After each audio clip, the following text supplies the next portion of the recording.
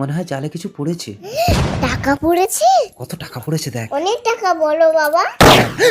আমি দেবী যক্ষী, তুই পুকুরে জাল ফেলে আমার টাকা তুললি কেন? জক্ষিমা আমি বুঝতে পারিনি। ঠিক আছে, সব টাকা আমি আবার পুকুরে ফেলে দিচ্ছি। দাঁড়া, আমার টাকা কেউ একবার নিলে সেই টাকা আমি আর ফেরত নিই না। ওই টাকার বদলে আমি তোর মেয়েকে চাই।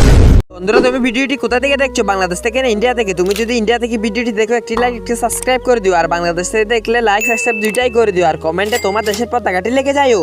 বাবা না জক্ষি দেবী, প্রয়োজনে তুমি আমাকে নিয়ে নাও, তো এখন আমার মেয়ের দিকে নজর দিও না। এই নে, তোকে আরো টাকা দিলাম। আজ সন্ধে আমি তোর মেয়েকে নিয়ে নেব। জক্ষিমা কোথায় গেল? চলো না, আমরা এখান থেকে পালিয়ে যাব। কি হয়েছে, তুই কাঁদছিস কেন?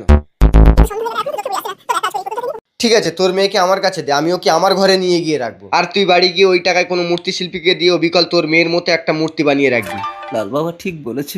তাড়াতাড়ি করো শিল্পী ভাই, সন্ধে হয়ে গেল, যক্ষী বুড়ি চলে আসবে। দেখো অবিকল তোমার মেয়ের মতো হয়েছে। হ্যাঁ হ্যাঁ, দাও টাকা দাও। নাও। ভাঙলে কিন্তু আমি দেই না। পুতুলটা অবিকল আমার মেয়ের মতো হয়েছে বলো সুধা। হ্যাঁ, কিন্তু সন্ধ্যা হয়ে গেলে এখনো তো যক্ষী বুড়ি আসছে না।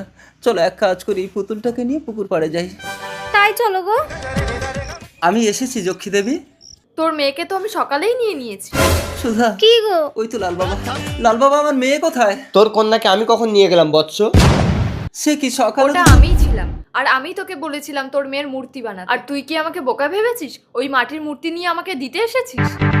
ও তো জলে দিলেই গুলে যাবে। তোর মেয়ে এখন জলের তলায়। কি তুই আমার রূপ ধরে ছল করেছিস? আমি এখনই আহুতি যজ্ঞ করে সমস্ত দেবতাদের আহ্বান করব। না না সন্ন্যাসী, তাহলে যে মহাপ্রলয় হবে। তাহলে ওর সন্তান ওকে ফিরিয়ে দে।